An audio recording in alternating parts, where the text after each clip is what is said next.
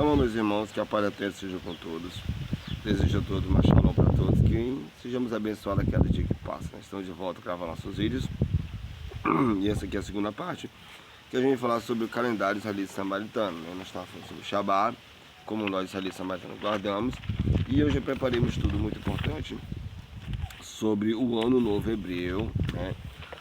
Como se guardamos, como os samaritanos fazem. Mas a gente vai fazer aqui, nós fazemos sempre nossas resenhas com nossa conversa através do livro de Devarim, capítulo 6, o 4 ao 9.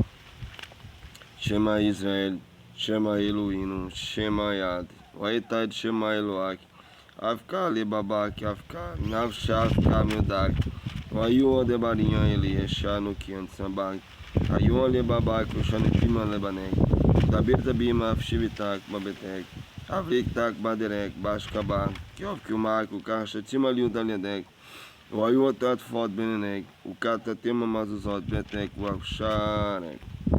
Que o Eterno dos Réus nos abençoe e nos dê muita saúde. Estou com a voz meio rouca, porque estou gripado e esta gripe está geral no planeta. Mas vamos lá. O Ano Novo Hebreu e o Persa. Isso aqui é um ciclo do Shabbat e das festividades. Nós já falamos sobre o Shabbat, vamos falar sobre a questão das festividades. Na Torá, em Shemot, capítulo 12, verso 2, a gente lê o seguinte, ele diz: este mês é para você o chefe dos meses, o princípio de todo, o primeiro dos meses do ano. E ele ainda diz: e falou o Shema Moshe e Aron na terra do Egito, dizendo: este mesmo mês você será o princípio dos meses, e este vos será o primeiro dos meses do ano. A versão tradicional judaica da Torá diz que cabeça dos meses, sem o O maiúsculo. Mas a continuação do verso, primeiro dos meses do ano, não deixa dúvida de que este é o Ano Novo Hebraico original. Como é claro em Vaikra, capítulo 23, que a Páscoa é a primeira festa depois do Shabbat. Vaikra, capítulo 23, verso 4 a 5, é o livro de Levítico, que diz: estes são a solenidade do Shema, essas convocações que convocareis ao seu tempo determinado. No mês primeiro, aos 14 do mês, pela tarde, ao Persa, o Shema. Ou seja, por isso, o mês da primavera é o primeiro mês do ano. Um mandamento especial requer manter o mês da primavera, já que o Devarim capítulo 18, aliás, Devarim capítulo 16, verso 1, no momento certo, ele diz o seguinte: guarda o mês de Abib e celebra o mês ao Shema teu Elohim, porque no mês de Abib o Shema teu Elohim te tirou da terra do Egito de noite. Que dia foi aquele homem? Que diz o seguinte, ó: guarda o mês de Abib e celebra o mês ao Shema teu Elohim, porque no mês de Abib o Shema te tirou do Egito à noite. A primavera, né? A primavera é o primeiro talo verde de trigo ou cevada. Seu crescimento, no caso aqui, antes do crescimento dos frutos, é o sinal do começo da estação da primavera. Quando você vê que o trigo ou a cevada foram os primeiros a você já está entendendo que é o quê? Que já está entrando no começo na primavera, já é o primeiro mês do calendário do Eterno. Aqui diz o seguinte, que eu quero ler para vocês,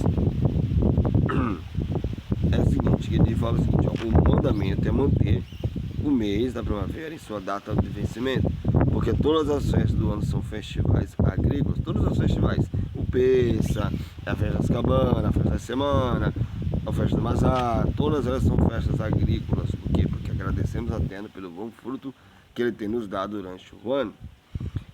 Portanto, salvar aqui o mês da primavera, que corresponde ao início do crescimento das plantas da primavera, nossos sábios, eles planejaram o ano civil, de acordo com as estações do ano. Os primeiros 14 dias do mês são os dias do mês da primavera na terra de Israel, e lá é comemorado, assim como manda a Torá, né? E todos os suas ordens.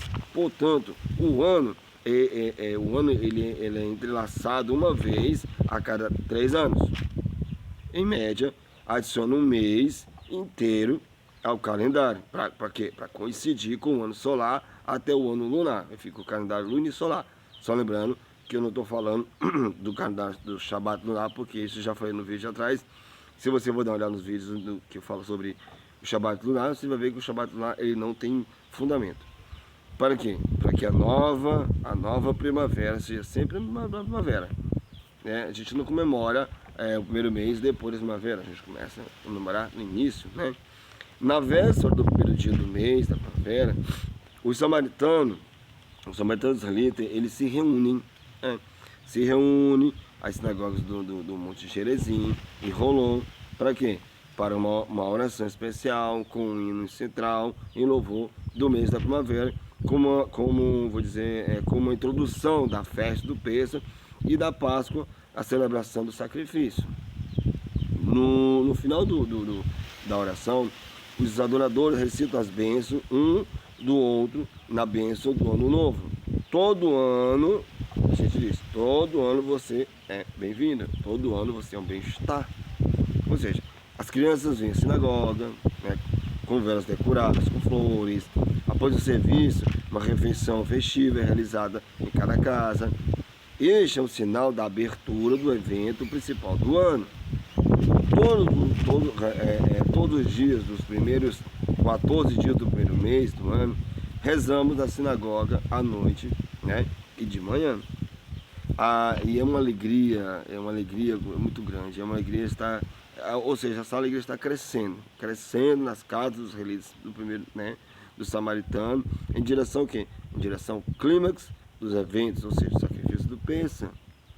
A questão é por que os judeus marcam o ano novo no início do 7º mês do ano hebraico e não com uma lógica dita no primeiro mês do ano. Por que eles fazem isso? Por que eles não fazem correto, mas fazem diferente? Bom, a origem é porque os judeus marcam esse calendário que diz o seguinte: a origem da mudança é o começo do primeiro milênio da Era Comum, quando a polêmica entre os judeus israelitas e os samaritanos israelitas atinge seu ápice, às vezes com derramamento de sangue, aquela questão da guerra que houve muito tempo, derramou muito sangue por causa disso, e outras coisas também. Naquela época, o judaísmo ele criou o quê? Uma tendência a fazer regulamentações para diferenciar os judeus dos samaritanos israelitas. Desde então, o que aconteceu? Desde então, o judaísmo marcou o primeiro dia do ano hebraico, ao contrário de toda a lógica do início do 7º mês, de Tishrei, em seu calendário. Cerca de 2 meses antes do Pêssego, guardamos farinha especial para assar o pão sem fermento. No 10º dia do primeiro mês, os samaritanos israelitas partem para quê? Para os rebanhos. Eles fazem o quê? Para os rebanhos de ovelhas e cabras nas proximidades do Monte Gerizim. E eles escolhem uma ovelha ou um bode para quê? Para sacrifício do primeiro 10º dia, né? Do primeiro 14º dia do primeiro mês. Eles examinam as ovelhas ou cabras que são machos com até 1 ano de idade, sem ferida, pesando em média 35 quilos. E eles vão examinar se elas têm ferida, se elas têm mancha, se elas estão imperfeitas. Se elas tiverem isso, eles não pegam. Eles procuram uma outra que seja perfeitinha. As crianças, o que as crianças fazem? As crianças e os meninos são encarregados de quê? São encarregados de vigiar, né? De vigiar as ovelhas e os bodes, alimentando-os e resguardando, e principalmente evitando que elas sejam feridas. Então as crianças e os jovens ficam lá observando, cuidando das ovelhas para que elas não possam ter nenhum ferimento. Se ela se encontrar algum ferimento, infelizmente não vai ser posta como sacrifício. Aqui diz o seguinte: no pátio do sacrifício do Monte Gerizim, a Páscoa deveria ser sacrificada apenas num lugar escolhido de Shema e em nenhum outro lugar. Os preparativos começam para o sacrifício da Páscoa no 14º dia do primeiro mês do ano. Então estão preparando, né, aquela festa maravilhosa que a gente sempre faz. Para quê? Para agradecer a terra tudo que ele tem feito, assim como desde a criação até então. Empilhando os troncos das oliveiras, porque a queima da oliveira é mais lenta que as outras árvores e produz muito calor. O que acontece? Os adoradores também trazem arbustos secos especiais. Eles são para quê? Eles são acesos pela primeira vez. Para quê? Para que o fogo se agarre aos troncos e o calor suba em cada um dos fornos do sacrifício. Escava um buraco bem fundo, bota lá os galhos na redondeza, bota o cordeiro inteiro, né? E toca o fogo lá e aqueles galhos ajudam o calor a se centralizar, né? Para ter o cordeiro bem preparado. Então são acesos nas covas redondas e profundas com cerca de 3 metros de profundidade, cujas paredes são o quê? São pedras completas dispostas uma ao lado da outra. Do lado dos fornos, os arbustos e os troncos são o quê? São aquecidos até as 9 da noite, cerca de meia hora antes do pôr do sol. Todos os samaritanos ali estão em pé ao redor do altar, cavados no chão, na forma de um longo canal feito de pedras inteiras. E também no seu final há um poço circular no qual é colocado uma rede de ferro debaixo de um forte fogo queimando, né? Queimando todas as partes proibidas das ovelhas e o restante da refeição no final do evento, depois da meia-noite, né? Então, quando a oração do sacrifício começa, um número de mulheres e homens passa entre os adoradores com pratos, né, trançados, cheios de pedaços de pão sem fermento, ervas amargas, distribuídas a cada adorador. Cada família compra 1 ou 2 cordeiros de acordo com o tamanho da família e leva para o peso. As ovelhas e cabras, elas são o quê? São levadas ao altar da oração de abertura do sacrifício e os sacrificadores aguardam o sacerdote que anunciam a abertura do sacrifício, lendo o primeiro parágrafo do capítulo 12 do livro de Shemot, que diz o seguinte: e você deve salvar o sacrifício até o 14º dia deste mês, e toda a congregação de Israel deve mantê-lo entre os pôr do sol. Entre o pôr do sol, que espera até ele chegar do pôr do sol. Ele diz o seguinte: e falou Shema, Moshe e Aaron na terra do Egito, dizendo: este mês meu será o princípio dos meses, este será o primeiro dos meses. Quando o sumo sacerdote diz a palavra abatido, eles rapidamente matam as ovelhas, checam se a matança foi bem feita, e então eles removem a pele das ovelhas, removem as partes proibidas e as entregam às crianças que se apressam a colocar queimando no altar. Eles limpam as ovelhas do lado de fora e dentro com água. Cada cordeiro foi colocado em uma vara de madeira com cerca de 3 metros de comprimento. E todos os bastões são colocados perto das covas por cerca de 2 horas, até que o sangue das ovelhas seja totalmente absorvido pelo sal. Então eles botam lá, pendurado lá, tacam sal na ovelha e deixam escorrer até que esteja sem nenhuma gota de sangue dentro da ovelha, né? Se tornou comida caché. Então cada cordeiro é coberto com uma malha fina de metal. Para quê? Para manter as partes internas, fígado, pulmão, coração, dentro do corpo da ovelha. Aí o que acontece? A perna dianteira, direita de cada ovelha é amarrada ao cordeiro. E todo o processo é acompanhado por um grande cantor, né, dos capítulos 12 e 15, ou seja, a história do Egito, do êxodo do Egito. E os gritos que eles falam alto, eles dizem: declaramos e dizemos que não há outro, é apenas um. Aí são cantadas continuamente, até que as ovelhas sejam, né, bem preparadas, mordidas pelo fogo, né? Lá em Devarim, capítulo 4, verso 35, diz o seguinte: a ti te foi mostrado para que soubesse que o Shema Elohim, nenhum outro há senão ele. Daí você entende que o próprio Todo-Poderoso está dizendo: olha, eu sou um e não há outros. Você, mas há um outro, não. O Eterno disse que não há um e acabou a história. O sacrifício da peça não tem nada a ver com o que os cristãos estão dizendo por aí. Entendendo? Que seja outra pauta. Então, as pontas das varas estão fora da superfície dos poços. E os adoradores fazem: colocam uma pesada malha de ferro em cada copo, lógico, segurando as extremidades dos bastões. Para quê? Para colocar no forno. Aí eles colocam rapidamente uma espécie de tecido molhado de uta, né, nas extremidades dos gravetos. Na tela, ele coloca rapidamente uma mistura de água, água, sujeira e arbustos, né? O calor enorme dos poços faz o quê? Faz com que a mistura seja uma peça que bloqueia a boca do poço, sufoca o fogo e as ovelhas estão sendo assadas do calor das pedras do poço, queimando braços dos troncos do fundo do poço. E vai ficar uma maravilha, entendeu? Imagina você lá, junto conosco, a gente lá, aí também. Então assim, os adoradores, o que eles fazem?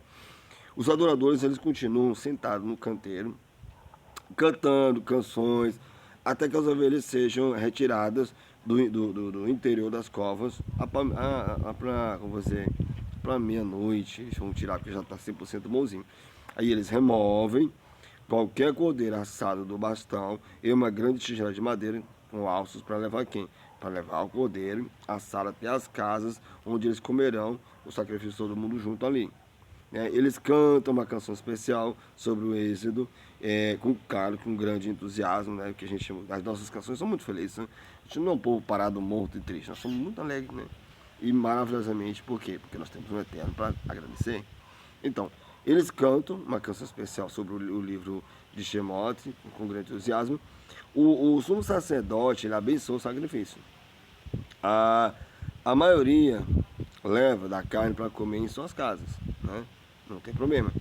Poucas pessoas permanecem para o quê? Para comer no pátio dos altares. As pessoas estão lá e levam para casa, comer em casa, mas tranquilo, de boa, com seus familiares. Então, o sacrifício da Páscoa é a execução perfeita do primeiro sacrifício feito pelos israelitas quando eles deixaram o Egito.